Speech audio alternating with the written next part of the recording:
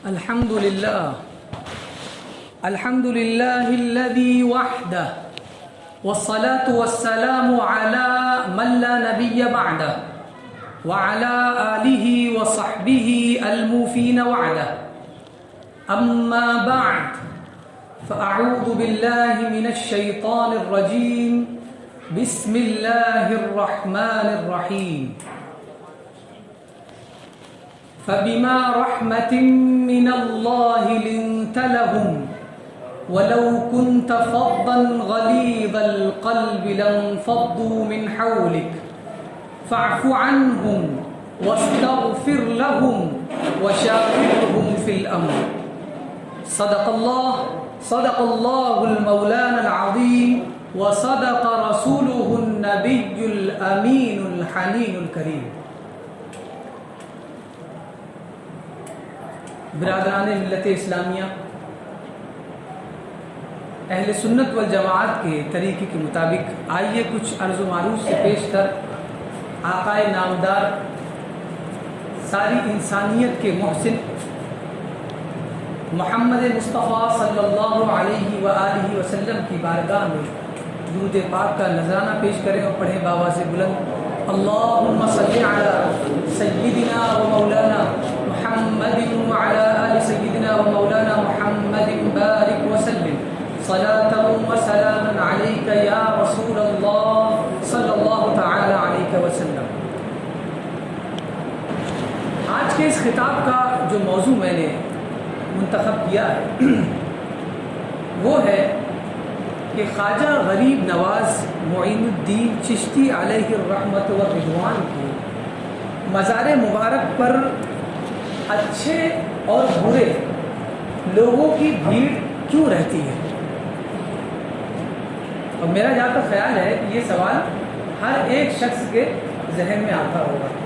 برا یہ سوچتا ہوگا کہ اچھوں کا یہاں پر کیا کام ہے، اور جو اچھے ہوں گے وہ یہ سوچتے ہوں گے کہ ان بروں کا یہاں پر کیا کام ہے. اتنی اچھی جگہ ہے، اتنی مبارک جگہ ہے، تو اس جگہ پر ان بروں کا کیا کام ہے.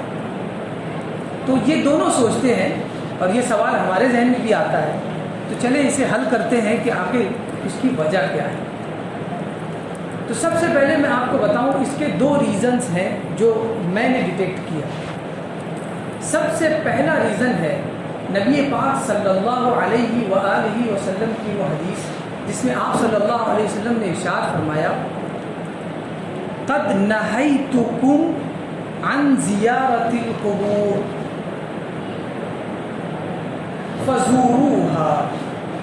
حضور فرماتے ہیں کہ میں نے تمہیں قبروں پر جانے سے منع کیا تھا، لیکن اب میں کہتا ہوں کہ تم جاؤ. تو نبی پاک صلی اللہ علیہ وسلم کا حکم ہے، اس بنیاد پر وہاں پر بھیڑ رہتی ہے.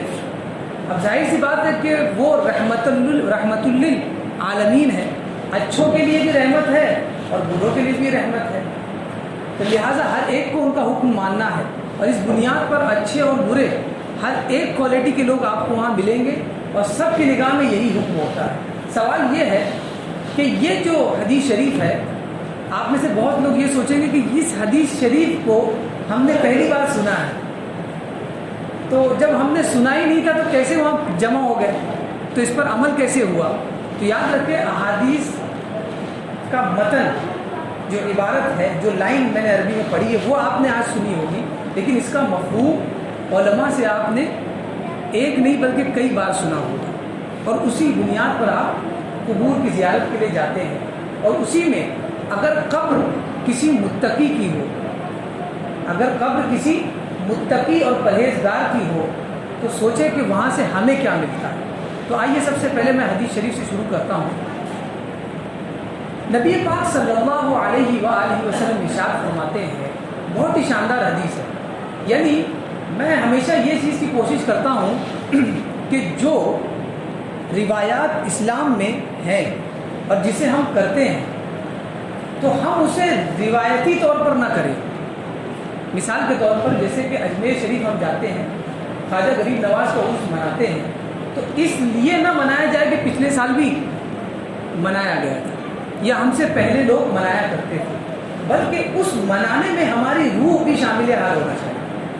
اور جب تک عبادات میں اور نیکی کے کاموں میں اگر ہماری روح اور ہمارا جذبہ شامل حال نہ ہو اس وقت تک اس میں مزہ نہیں آتا. اسی لیے میں چاہتا ہوں کہ ہر وہ رکن جو اسلام کا رکن رکین ہے اس میں دلچسپی پیدا کی جائے عوام الناس کے درمیان احادیث اور قرآن کے روشنی میں، تاکہ لوگوں کو اس کا ریفرنس بھی ملے اور اس کے بعد تشویق بھی ہو کہ ہاں اسے کرنا کیوں چاہیے. آج پتہ چلا. تو آج تک جو کرتے آئے اس کے اندر دل کیوں روشن نہیں ہوا؟ اس کی وجہ تھی کہ ریفرنس نہیں معلوم. آج ہمیں ریفرنس معلوم پڑ گیا کہ ہم اگر جا رہے ہیں اجمیر شریف تو وہاں پر جس بارگاہ میں جا رہے ہیں وہ بارگاہ کیسی ہے اس کے بارے میں ہمیں نالج ہونا چاہیے. اب ہم یہ کہتے ہیں خواجہ غریب نواز کی بارگاہ میں جا رہے ہیں. کیا خواجہ غریب نواز کیا ہے؟ مطلب اس کے بارے میں آپ کیا جانتے ہیں؟ تو اس کے بارے میں ہمیں ریئلائز ہونا چاہیے آصف وہاں پہ ملتا کیا ہے، وہ جو شخصیت ہے وہ کتنی پاورفل ہے وہ پتہ ہونا چاہیے. تو ہمیں پتہ ہے کہ بہت پاورفل ہے لیکن کتنی ہے اس کی کیفیت ہمیں پتہ نہیں ہے. ہم یار جب چھوٹی سی ایک چیز بھی خریدتے ہیں نا ٹوپی تو 5 جگہ سے اسے چیک کرتے ہیں کہ یہ کہیں پھٹی وٹی تو نہیں ہے، بعد میں لینے کے بعد ہمیں پشیمانی ہو. اور اتنے بڑے دربار میں اتنا پیسہ خرچہ کر کے جا رہے ہیں اور ہمیں پتہ ہی نہیں ہے کہ جس دربار میں جا رہے ہیں اس کا مرتبہ کیا ہے اور ان سے ہمیں مانگنا کیا ہے. اب یہی وجہ ہے کہ جب ہمیں مرتبے کا احساس نہیں ہوتا ہے تو ہم مانگ بھی نہیں پاتے صحیح سے. جسے دیکھیں وہاں جا کے صرف مال مانگتا ہے. آپ جا کر دیکھیں اجمیر شریف میں تو وہاں مالداروں کی بھیڑ آپ کو نظر آئے گی الا ماشاء اللہ. ٹھیک ہے، تو اس کی وجہ کیا ہے کہ ہم پہچان نہیں پا رہے ہیں کہ خواجہ غریب نواز کی ذات کیا ہے اور ان سے ہمیں کیا مانگنا چاہیے. آئیے حضور کی بارگاہ میں. حضور فرماتے ہیں ان من عباد اللہ لاناسا ما هم بانبیاء ولا شہداء یغبطهم الانبیاء والشہداء یوم القیامت بمکانہم من اللہ. غور سے سننا. حضور فرماتے ہیں اللہ کے کچھ بندے ہیں، مخلوق میں اللہ کے کچھ ایسے بندے ہیں نہ تو وہ انبیاء ہیں اور نہ وہ شہداء ہیں. نبیوں کا مرتبہ اور شہیدوں کا مرتبہ بہت اونچا ہے. تو کہا کہ اللہ کے کچھ بندے ایسے بھی ہیں جو انبیاء بھی نہیں ہیں اور شہداء کے بھی مراتب میں نہیں آتے، لیکن فرما رہے ہیں کہ بروز قیامت اللہ کے نزدیک جو ان کا مرتبہ ہوگا وہ دیکھ کر انبیاء اور شہداء بھی رشک کریں گے. یعنی وہ تمنا کریں گے کہ جو مرتبہ اس بندے خدا کو ملا ہے یہ بھی مجھے مل جائے.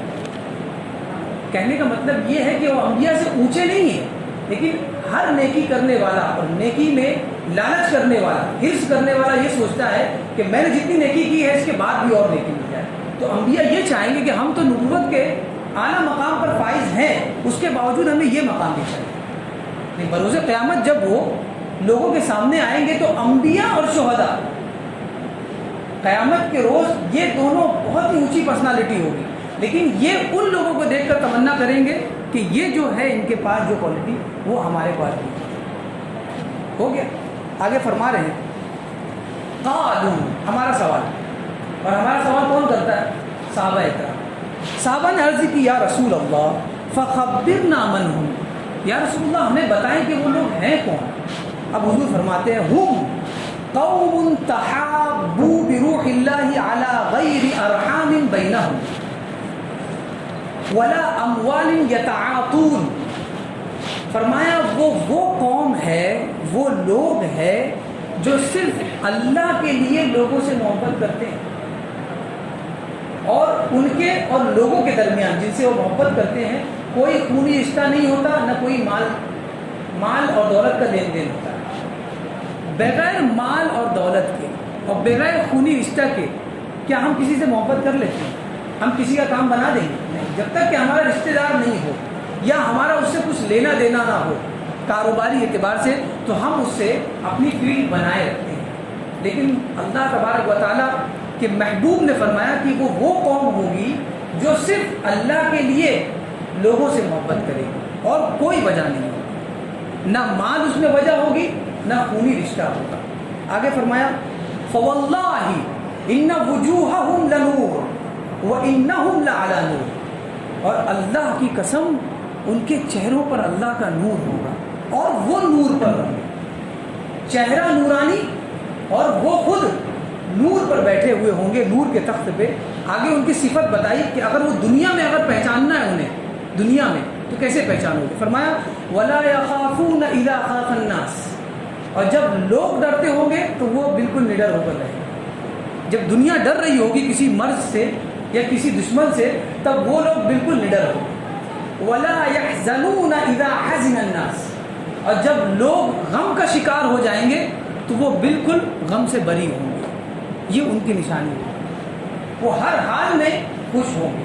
ایسا نہیں کہ ان پر تکلیفیں نہیں آئیں گی, اس کے باوجود بھی وہ خوش ہوں گے. اور اس کے بعد نبی پاک صلی اللہ علیہ وسلم نے یہ آیت کریمہ تلاوت فرمائی, الا ان اولیاء اللہ لا خوف علیہم ولا هم یحزنون. خبردار وہ اللہ کے ولی ہیں, وہ اللہ کے دوست ہے کہ جنہیں نہ کسی چیز کا خوف ہے نہ کسی چیز کا غم ہے, وہ غم بھی نہیں کرتے. اب آئیے خواجہ غریب نواز کی بارگاہ میں اور دیکھیں آپ کہ آپ کی شخصیت کیسی ہمہ جہت شخصیت ہے کہ آج دنیا کے کونے کونے سے لوگ ان کی بارگاہ میں آتے ہیں. اس کی وجہ کیا ہے؟ یہ لوگ جو جمع ہو رہے ہیں اچھے اور برے, ہمارے ذہنوں میں بھی سوال آتا ہے تو اس کی وجہ کیا ہے؟ اس کی وجہ یہی ہے کہ جنہیں پتہ چل گیا ہے وہ جا رہے ہیں اور جنہیں نہیں پتہ چلا ہے وہ لوگوں کو دیکھ کر جا رہے ہیں. انسان اسی طرح کرتا ہے, اگر وہ خود پتہ ہے تو کرے گا, یا نہ کسی کی تقلید کرے گا, کسی کی نقل کرے گا. تو وہاں پر جانے کی جو سب سے پہلی وجہ تھی وہ کیا تھی کہ نبی پاک صلی اللہ علیہ وسلم کا حکم کہ قبروں کی زیارت, یعنی قبروں پر جانے سے ہم نے منع کیا تھا لیکن اب ہم نے اجازت دے دی ہے آپ لوگ قبروں کی زیارت کرو, اس لیے ہم جا رہے ہیں. اور دوسری وجہ کیا ہے؟ وہ وجہ ہے نبی پاک صلی اللہ علیہ وسلم جنگ بدر کے بعد آپ صلی اللہ علیہ وسلم نے اپنے صحابہ کے ساتھ جو نرمی اور ملاطفت کا معاملہ فرمایا. بدر سے پہلے نبی پاک صلی اللہ علیہ وسلم نے صحابہ سے عرض کی تھی, ارشاد فرمایا تھا, حکم دیا تھا کہ آپ لوگوں کو یہاں کھڑا ہونا ہے, پہاڑ کی جانب آپ کو کھڑا ہونا ہے اور وہاں تیر انداز بن کر کھڑا ہونا ہے, وہاں سے کوئی ہٹے گا نہیں. ہو سکتا ہے کہ پہاڑ کے پیچھے سے کوئی آ جائے, لیکن صحابہ جو ہے غفلت کر گئے اور وہاں سے ہٹ گئے اور دشمن نے وہاں سے حملہ کر دیا. تو اس کے بعد حضور صلی اللہ علیہ وسلم کو کتنا جلال آیا ہوگا, لیکن اس کے باوجود آپ جلال کا شکار نہیں ہوئے.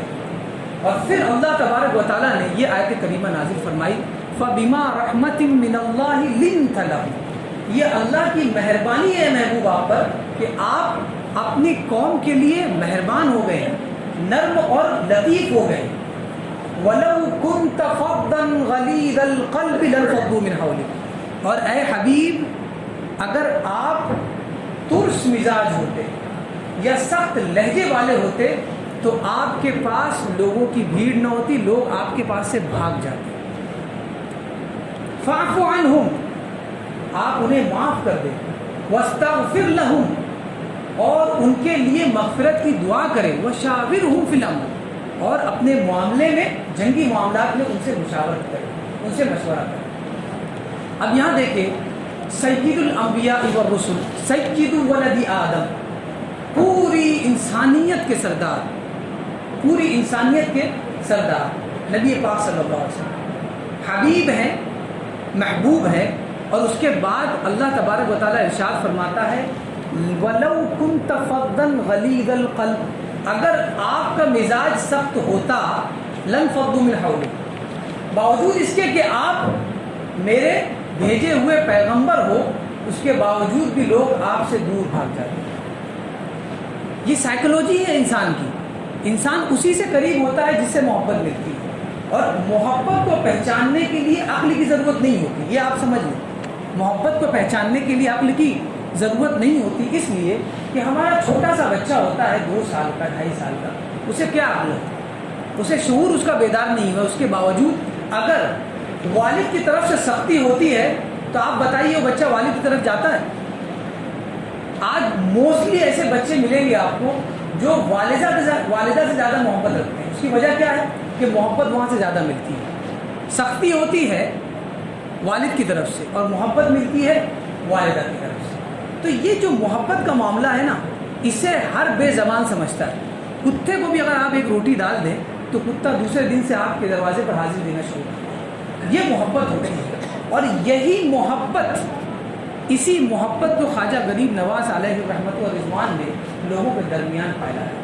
جب آپ اجمیر شریف تشریف لائے، یہ سارا واقعہ آپ نے سن رکھا ہوگا.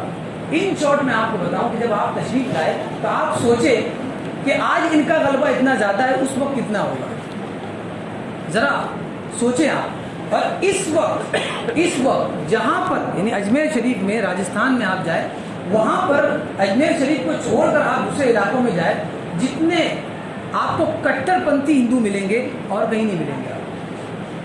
اب آپ سوچیں، پورا ہندوستان اور اس میں راجستھان سب سے خطرناک لوگ تھے، اس کے باوجود آپ وہاں پر گئے. اب آپ سوچیں کیسے انہوں نے مشن فتح کیا ہو. صرف اور صرف ایک چیز، برا آتا ہے بیٹھی، اچھا آتا ہے بیٹھی. اس کی وجہ یہ ہے کہ اگر ہم کسی کو برا سمجھ کر اس سے بھاگے یا اسے بھگا دیں تو مجھے بتائیے کہ پھر بروں کو سدھارے گا کون؟ اگر معالج اور ڈاکٹر بیمار سے بھاگے گا تو پھر مریض کو سدھارے گا کون؟ مریض کی طبیعت ٹھیک کون کرے گا؟ تو یہ دعات اور علماء کا فریضہ ہے کہ وہ برے لوگوں کی برائی سے ضرور نفرت کریں، لیکن برے لوگوں سے نفرت کریں. ذات سے نفرت اگر انسان کرے گا تو وہ خسارے میں. اور یہی پیغام حضرت خواجہ غریب نواز علیہ رحمت الرضوان نے دیا کہ کبھی بھی انسانیت سے نہ بھاگو، اس کے اندر جو گناہ ہے اس سے نفرت کرو، لیکن انسان کو قریب لاؤ. جب انسان قریب آئے گا تب تو وہ سیکھے گا. جب آپ اسے دور بھگا دو گے یا آپ اس سے دور بھاگ جاؤ گے تب وہ کیا سیکھے گا؟ یہ بہت ضروری چیز تھی جو آپ نے پیش کی. اور یہ طریقہ کس کا تھا؟ نبی پاک صلی اللہ علیہ وسلم. صحابہ کو حکم دیا کہ وہاں سے ہٹنا نہیں، اور صحابہ ہٹ گئے. اس کے باوجود بھی آپ نے ان پر غصہ نہیں فرمایا، اور اسی سنت کو خواجہ غریب نواز نے اپنایا اور اس پر عمل کیا تو آج پورے ہندوستان پر راج کر. اب آپ سوچیں کہ انہی کے دور میں بادشاہ ہوں گے، ان کے دور میں بادشاہ بھی تو ہوں گے بہت سارے، اور وہ ہندو بھی ہوں گے، مسلمان بادشاہ بھی ہوں گے. آپ کو اب جا کے تاریخ چھاننا پڑھانا پڑے گی، جب جا کے ملے گا کہ وہ بادشاہ کون تھے. کتنوں کو تو پتہ ہی نہیں ہوگا، کیونکہ وہ تلوار سے حکومت کرتے تھے، تلوار سے لوگوں کی گردنیں مارتے تھے، ان کی گردنوں کو جھکاتے تھے. اور خواجہ غریب نواز صرف اور صرف محبت سے جب آپ گئے اور جب بیٹھ گئے تو بادشاہ کے سپاہیوں نے کہا کہ یہ خواجہ کی روپ بیٹھتے ہیں، تو آپ نے کیا کہا؟ آرگیومنٹ نہیں کیا، آپ نے کہا ٹھیک ہے وہ بیٹھتے ہیں، وہ بیٹھیں گے، ہم چلے جاتے ہیں. آرگیومنٹ نہیں. یہ داعی اور مبلغ کا فریضہ ہے، یہ منصب ہے، فریضہ منصبی ہے، فرض منصبی ہے کہ وہ کبھی بھی کسی سے آرگیومنٹ نہ کریں. اگر کوئی کہتا ہے کہ ہمیں آپ پسند نہیں ہے تو آپ وہاں سے چلے جائیں. یہ سب سے اہم چیز جو خواجہ غریب نواز نے سکھائی، اور یہ محبت ہے. لیکن یاد رکھیں بعض اوقات ایسا ہوتا ہے کچھ لوگ ایسے آ جاتے ہیں جنہیں محبت ہضم نہیں ہوتی، کچھ لوگ ایسے آ جاتے ہیں جنہیں محبت ہضم نہیں ہوتی. تو یہاں پر بھی فریضہ اس کا یہ ہے کہ آپ کا کمال یہ ہونا چاہیے کہ اسے محبت پلاؤ، اسے محبت پلاؤ. ہم ڈاکٹر کے پاس جاتے ہیں اور ڈاکٹر جب ہمیں پرسکرپشن دیتا ہے تو اس میں جو میڈیسن دیتا ہے وہ بہت ہی کڑوی ہوتی ہے، وہ اچھا ذائقہ اس کا ہوتا نہیں ہے، وہ حلق سے اتر نہیں سکتی. تو ڈاکٹر کیا کرتا ہے؟ اس کے اوپر شوگر کوٹ ہوتا ہے، یعنی شوگر کوٹنگ وہ ٹیبلٹ ہوتی ہے. جب شوگر کا اس کے اوپر کوٹنگ ہو جاتی ہے تو اس کے بعد وہ حلق سے اتر جاتی ہے. یعنی ڈاکٹر یہ چاہتا ہے جہاں تک انسان مزہ محسوس کر سکتا ہے وہاں تک کوٹنگ کروا دو، اور اس کے بعد جہاں پر اثر کرنا ہے وہاں پہ لگے چاہے کتنی بھی کرواٹ ہو لیکن وہ ہضم کر جائے. کیونکہ ڈاکٹر کا مطمع نگاہ کیا ہوتا ہے؟ سامنے والا مریض کو ہمیں ٹھیک کرنا ہے، اینی ہاؤ ہمیں اسے ٹھیک کرنا ہے، بہرحال ہمیں اسے ٹھیک کرنا ہے اور اسے ٹھیک کرنا ہے. یہی حال اولیاء کا بھی تھا اور انبیاء کا بھی تھا کہ وہ کبھی بروں سے بھاگتے نہیں تھے بلکہ ان کے جھرمٹ میں بیٹھتے تھے. کب تک برائی کریں گے؟ کب تک برائی کریں گے؟ کب تک برائی کریں گے؟ جب بیٹھے رہیں گے تو ماحول میں کچھ نہ کچھ فرق آئے گا. آپ ایک مثال چھوٹی سی میں آپ کو دوں.